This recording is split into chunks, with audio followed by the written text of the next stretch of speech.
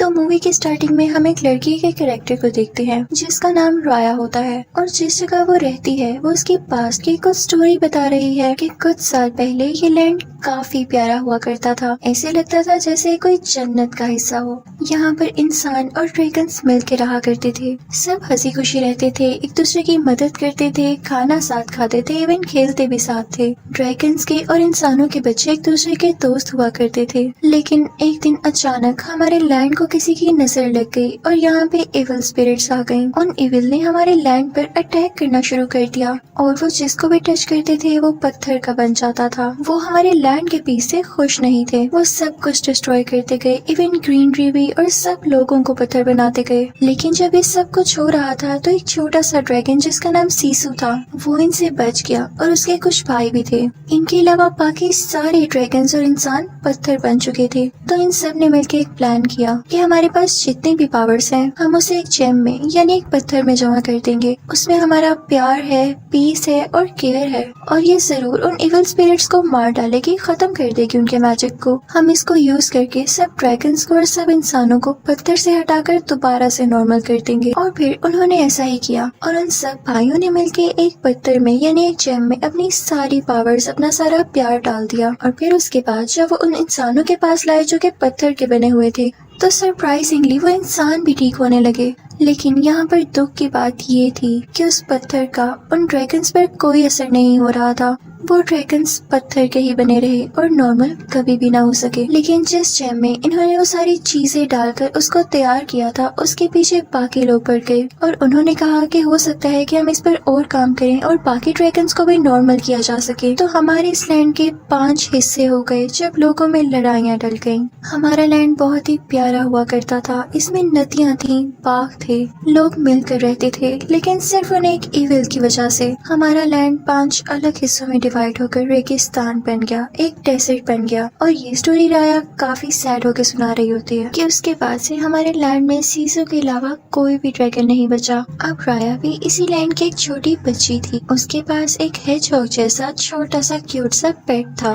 राया को एडवेंचर्स करने का काफी शौक था और वो हर जगह अपने पेट को भी अपने साथ लेकर जाती थी। एक दिन वो एक जगह से गुजर रही होती है जहाँ पर काफी ज्यादा ट्रैप्स लगे हुए थे। वो उनको पार करके जिस जगह पर पहुँचती है वो जगह काफी ऊंची होती है और वहाँ पर कुछ और नहीं बल्कि वही जेम पड़ा हुआ था जो कि सीसू और उसके साथियों ने वहाँ पर रखा था और उसके पीछे काफी ज्यादा लोग थे। वहाँ पर वो देखती है कि कोई आदमी उसकी हिफाजत कर रहा होता है, उसको गार्ड कर रहा होता है, और वो कोई और नहीं बल्कि राया के फादर ही थे जो कि वहाँ के चीफ भी थे और सब लोग उनकी काफी इज्जत करते थे। यानी राया वहाँ के चीफ की बेटी हुई और वो भी सारे लोगों से बहुत प्यार किया करती थी। अब यहाँ पर राया के फादर उसे कहते हैं कि मेरी बेटी, क्यों ना हम एक छोटी सी फाइट करते हैं। जिस जगह पर ये जेम है यहाँ पर कोई नहीं आ सका और अगर आज तुम इसके अंदर आ गई तो मैं मान जाऊंगा कि मेरी बेटी काफी स्ट्रॉन्ग है और इस जेम को हासिल कर सकती है, तो क्यों ना हो जाए शुरू। और फिर हम देखते हैं कि राया उसके अंदर जाने की कोशिश कर रही होती है और उसके फादर उसे रोक रहे होते हैं और वो दोनों बहुत ही प्यारी तरह से एक दूसरे से लड़ रहे होते हैं। राया को एडवेंचर्स करने का बचपन से ही शौक था, इसलिए वो यहाँ पे फाइट तो नहीं जीत पाती, लेकिन जिस सर्कल के अंदर वो जेम था वो सर्कल को टच कर लेती है, जिसकी वजह से उसके फादर काफी खुश होते हैं कि मेरी बेटी हर चीज कर सकती है। और वो उसे कहते हैं कि देखा, मैं जानता था कि मेरी बेटी मेरे साथ ही इस जेम को गार्ड करेगी, मुझे फख्र है तुम पे। उसके बाद राया के फादर अपनी बेटी से कहने लगते हैं कि देखो बेटा, तुम जानती हो ना कि हमारा कुमांड्रा लैंड कितना प्यारा था, लेकिन लोगों की लड़ाई की वजह से वो अलहदा हो गया और इस एक जेम के पीछे सब लोग हमसे दूर हो गए। तो हमें दोबारा से प्यार से उन सबको एक साथ करना है और अपना लैंड दोबारा से ठीक करना है। और इसके लिए तुम जानती हो मैंने आज क्या किया है? मैंने एक बहुत बड़ा डिनर रखा है जिसमें मैंने बाकी सारे लैंड के लोगों को भी बुलाया है और उम्मीद है कि सब लोग आपस में सुलह कर लें, तुम भी दुआ करना। अब हम देखते हैं कि डिनर स्टार्ट होता है और तरह तरह के खाने लगाए जाते हैं। वहाँ पर बाकी लैंड के भी लोग आते हैं। इसी तरह किसी दूसरे लैंड की चीफ की भी बेटी होती है जिसकी एज बिल्कुल राया जितनी ही होती है। उन दोनों की आपस में काफी अच्छी दोस्ती हो जाती है। वो दोनों मिलकर लैंड की बातें करने लगती हैं और फिर उसका मैप देखने लगती हैं। यहाँ पर हम पे ये रिवील होता है कि सीसू एक फीमेल होती है, यानी वो एक फीमेल ड्रैगन थी और वो काफी अरसे से किसी नदी के नीचे गहरी नींद सो रही थी। यानी जब सब ड्रैगन्स मारे गए तो उसने सोचा कि अब मेरा इंसानों में क्या काम है, और वो इनकी लड़ाइयों की वजह से इनसे दूर चली गई। तो ये दोनों प्लान करती हैं कि हम उसे ढूंढेंगे और उसे वापस लाएंगे क्योंकि वो बहुत अच्छी ड्रैगन थी। तो वो दूसरी चीफ की बेटी राया को एक पेंडेंट गिफ्ट करती है और उन दोनों में अब काफी अच्छी दोस्ती हो जाती है। राया दिल की बहुत अच्छी होती है तो वो समझती है कि वो लड़की काफी अच्छी है। वो अपने फादर के मना करने के बावजूद भी उसे बता देती है कि जेम कहाँ पर है और अब वो दोनों उस जगह पर जाते हैं। लेकिन यहाँ पर आते ही वो लड़की चेंज हो जाती है और वो बेचारी राया को धक्का दे देती है क्योंकि उसका मकसद सिर्फ और सिर्फ वो जेम हासिल करना था। वो पूरी लड़की राया से कहती है कि बस तुम लोगों ने इस जेम का बहुत ख्याल रख लिया, अब ये हमारे ट्राइब के पास आएगा। जाहिर है हमारा भी इस जेम से कोई ना कोई लिंक है। और ये कहते ही वो पूरी लड़की आसमान की तरफ कोई ग्लोई चीज फेंकती है, यानी वो अपने लोगों को सिग्नल देके यहाँ पर बुला रही थी कि जेम यहाँ पर ही है। और ये इसका प्री प्लान था। देखते ही देखते उसके ट्राइब के सारे लोग वहाँ पर पहुँच जाते हैं और वो लोग वहाँ पर आकर जेम के लिए लड़ने लगते हैं। और जब वो एक दूसरे से जेम छीन रहे होते हैं तो वो जेम नीचे गिर जाता है और उसके 5 टुकड़े हो जाते हैं। जब राया के फादर वहाँ पर आते हैं तो ये देख के काफी सैड होते हैं। और सबसे बुरी बात ये थी कि उस जेम के टूट जाने की वजह से वो इविल स्पिरिट्स दोबारा से जिंदा हो चुकी थी और उन पर अटैक करने वाली थी। अगर वो लोग जल्द कुछ ना करते तो वो उनको दोबारा से पत्थर में बदल देते, और अब तो ये जेम भी टूट चुका था तो वो खुद को ठीक कैसे करते। तो राया के फादर जल्दी से जेम का एक टुकड़ा उठा के उन इविल के सामने करते हैं, जिसकी वजह से वो इविल उनसे दूर होने लगते हैं और कुछ टाइम के लिए वो अपनी बेटी को, अपने किंगडम को, खुद को प्रोटेक्ट कर लेते हैं। अब वहाँ पर बाकी ट्राइब के भी जो लोग आए होते हैं वो भी एक पीस उठा लेते हैं और खुद को प्रोटेक्ट करने के बाद वहाँ से भाग जाते हैं। उन्होंने जरा ख्याल नहीं किया कि राया के फादर ने किस तरह से उन लोगों को डिनर पर प्यार से इनवाइट किया था, लेकिन यहाँ पर तो वो लोग लड़ाई करने आए थे, उस जेम को लेने आए थे। जब राया के फादर उन इविल स्पिरिट से सबको बचा रहे थे तो उस दौरान वो काफी जख्मी हो गए थे। अब वो भी राया के साथ उन लोगों के पीछे भाग रहे होते हैं, लेकिन जख्मी होने की वजह से उनसे भागा ही नहीं जाता। तो वो वहाँ पर अपनी बेटी राया से कहते हैं कि मेरी प्यारी बेटी, मुझे तुम पे बहुत ट्रस्ट है। मैंने तो उस दिन ही ये जान लिया था कि मेरे बाद तुम इस जेम की हिफाजत करोगी। मैं यहाँ ही रुक रहा हूँ और आगे से तुम ही इस जेम को और अपने किंगडम को प्रोटेक्ट करना होगा। और इसी के साथ वो अपनी बेटी को उसी जेम के साथ उस रिवर में धक्का दे देते हैं और तभी वहाँ पर वो इविल स्पिरिट्स आती हैं जो राया के फादर को पत्थर का बना देती हैं। अब यहाँ पे सीन चेंज हो जाता है। तो ये थी सारी पास्ट की बातें जो कि राया खुद बता रही थी। और अब राया बड़ी हो चुकी थी, 6 साल गुजर चुके थे और राया के फादर ने जो उससे कहा था उस पर काम कर रही थी, यानी जेम को प्रोटेक्ट भी कर रही थी और साथ साथ सीसू ड्रैगन को भी ढूंढ रही थी, जो कि उसके मुताबिक किसी नदी के नीचे था। वो उसे इसलिए ढूंढ रही थी ताकि सबको दोबारा से ठीक किया जा सके और वो अपने फादर को भी पत्थर से दोबारा नॉर्मल इंसान बना सके। अब तो राया का पेट भी काफी बड़ा हो चुका था, उन दोनों का बॉन्ड काफी अच्छा था और वो हर जगह एक साथ जाया करते थे जैसे पहले जाया करते थे। अब फाइनली राया इतने अरसे के बाद उस नदी के किनारे पहुंच ही चुकी थी जहाँ पे उसे लगता था कि सीसू ड्रैगन है। वो कई ट्राइज करती है और फाइनली वो सीसू को जिंदा कर देती है। वो आती है और सीसू से प्यार से कहती है कि मैंने तुम्हें कहाँ कहाँ नहीं ढूंढा, अब तुम जिंदा हो ही चुकी हो तो मेरी सारी बातें सुनो, मैं काफी परेशान हूँ और तुमने मेरा साथ देना है। यहाँ पर हम देखते हैं कि सीसू बहुत ही ज्यादा क्यूट ड्रैगन होती है और जैसे ही वो जेम को देखती है तो वो खुशी से पागल हो जाती है और कहती है कि तो वही जेम है जो कि हमने बनाया। वो ग्लो करने लगती है ब्लू लाइट में। तो राया कहती है कि हाँ, मैं यही चाहती हूँ कि आप लोग इसको दोबारा से बनाएं ताकि मैं अपने फादर को ठीक कर सकूं। 6 साल हो चुके हैं, वो पत्थर के बने हुए हैं। तो साथ ही सीसू इनोसेंट एक्ट करने लगती है और कहती है कि इसे तो मेरे भाइयों ने बनाया था और मैं काफी छोटी थी और मैंने तो उनके साथ मिलकर उन एविल से सिर्फ लड़ाई की थी। तो सीसू कहती है लेकिन एक हल जरूर है, अगर मुझे इस जेम के सारे पार्ट्स मिल जाएं तो मैं इसे जोड़ सकती हूँ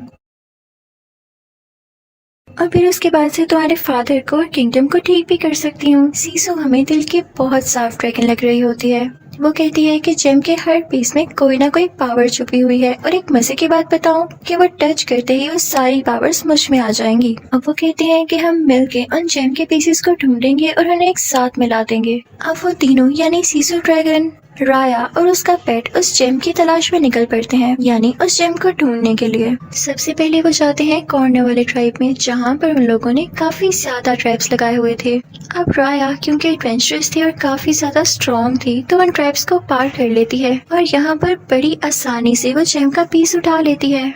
तो यहाँ पर हमें पता चलता है कि इस जेम से जो पावर सीसू को मिली थी वो ये था कि वो किसी भी फॉर्म में बदल सकती थी, जिसे पाकर वो खुद भी काफी ज्यादा खुश होती है। वो पर्पल बालों वाली एक क्यूट सी लड़की बन जाती है और उसके बाद वो काफी ज्यादा खुश थी। लेकिन इस बात की खबर जब दूसरे लैंड को होती है, तो वही बुरी लड़की जिसने बचपन में राया को धोखा दिया था, वहाँ पर अपनी कुछ आर्मी के साथ आ जाती है और उन पर अटैक करने लगती है। लेकिन राया और सीसू वहाँ से भाग जाती हैं। जब वो वहाँ से निकलते हैं तो उन्हें एक छोटा बच्चा दिखाई देता है जिसकी एक छोटी सी बोट थी। वो बहुत ही प्यार से इन दोनों से कहता है कि आप मेरी बोट में आ जाएं।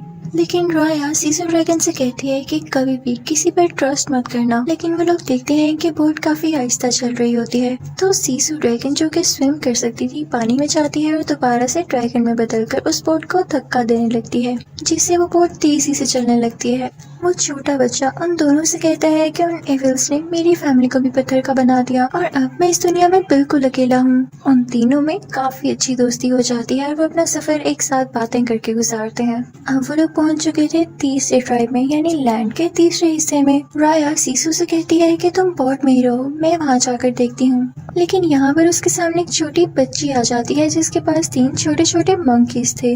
वो बंदर उसके जेम्स लेकर वहाँ से भाग जाते हैं, लेकिन राया उनका पीछा करती है और अपने जेम्स वापस हासिल कर लेती है। राया उन तीनों को पकड़ तो लेती है, साथ ही साथ उस छोटी बच्ची को भी, और फिर उनसे कहती है कि तुम लोग काफी चालाक लग रहे हो, काफी फुर्तीले भी हो, तो क्या मेरे साथ काम करना पसंद करोगे? इसके बदले में मैं तुम लोगों को काफी फ्रूट्स दूंगी और पैसे भी दूंगी। तो वो छोटी बच्ची बताती है कि मेरे पेरेंट्स को भी उन इविल ने पत्थर का बना दिया, मेरे पास और तो कुछ है ही नहीं करने को, तो मैं आपका साथ दूंगी। फिर वो लोग एक टीम बन जाते हैं। उतनी ही देर में हम देखते हैं कि सीसू ड्रैगन वहाँ पर पहुँच जाती है और लोगों से चीजें लेने लगती है, क्योंकि उसने ये सारी चीजें देखी ही नहीं थी कभी पहले।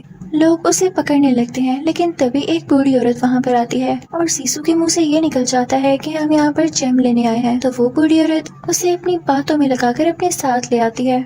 यहाँ पर हम देखते हैं कि जेम का एक पीस इस बूढ़ी औरत के पास भी होता है। वो सीसू से कहती है कि मुझे जेम लौटा दो, वरना मैं उन इविल स्पिरिट्स को यहाँ पर बुला लूंगी और वो तुम्हारी जान ले लेंगे। लेकिन उसी वक्त वहाँ पर राया आ जाती है। वो सीसू को बचाती है और उस बूढ़ी औरत से वो जेम ले लेती है। फिर हम देखते हैं कि वो लोग किसी और ट्राइब में जाते हैं पत्थर का चौथा हिस्सा लेने के लिए। लेकिन वहाँ पर जाते ही उन्हें एक आदमी पकड़ लेता है जो कि वहाँ का सबसे अच्छा वॉरियर था। और तभी वहाँ पर वो बुरी लड़की भी पहुँच जाती है जिसने राया को बचपन में पेंडेंट दिया था और जो धोखेबाज थी। वो उन पर अपने सोल्जर्स के साथ फिर से अटैक करने लगती है, लेकिन अब की बार राया भी उससे बराबर लड़ रही होती है। लेकिन जब सीसू ये देखती है तो वो फौरन से ड्रैगन में बदल जाती है और अपने मुंह से स्मोक निकालने लगती है, जिसकी वजह से राया की जान बच जाती है। लेकिन अब सबको पता चल चुका था कि सीसू एक ड्रैगन है। जब वॉरियर ये देखता है कि ये तो वही अच्छा ड्रैगन है जिसने कभी आज तक किसी का कुछ नहीं बिगाड़ा, तो वो उससे इम्प्रेस होके उसे वो चौथा पीस भी दे देता है जेम का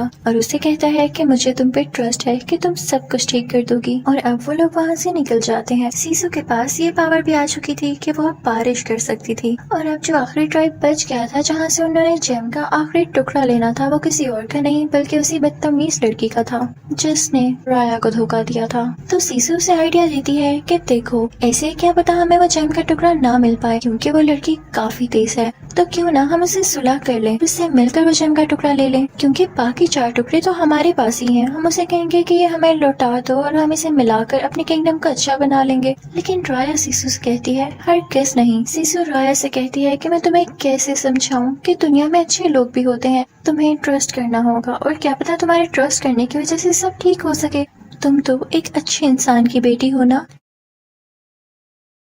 फिर सीसू उसे अपने साथ उस जगह पर ले जाती है जहाँ पर सारे ड्रैगन्स पत्थर बन चुके थे। वो उसे अपने भाई भी दिखाती है और कहती है कि देखो, ये तीनों मेरे भाई थे, लेकिन पत्थर बनने से पहले इन लोगों ने मुझ पर ट्रस्ट किया और मुझे ये जेम दिया, और इसी के बाद ही तो मैं इस काबिल हुई कि मैंने उन एविल स्पिरिट्स को हरा दिया। और देखो, तुम्हारे फादर ने भी तो तुम पर ट्रस्ट करके तुम्हें ये जेम दिया था ना। सीसू की बातों का राया पे काफी असर होता है और वो मान जाती है उस लड़की से दोस्ती करने के लिए। फिर वो उस छोटी बच्ची को और उसके मंकीज को एक लेटर देती है और साथ वही पेंडेंट देती है जो उस लड़की ने उसे बचपन में दिया था। उस लेटर में सुलह की बात लिखी होती है, यानी कि दोस्ती कर लेते हैं हम। और जब वो लड़की ये लेटर पढ़ती है तो वो उसे उस जेम के साथ मिलने आती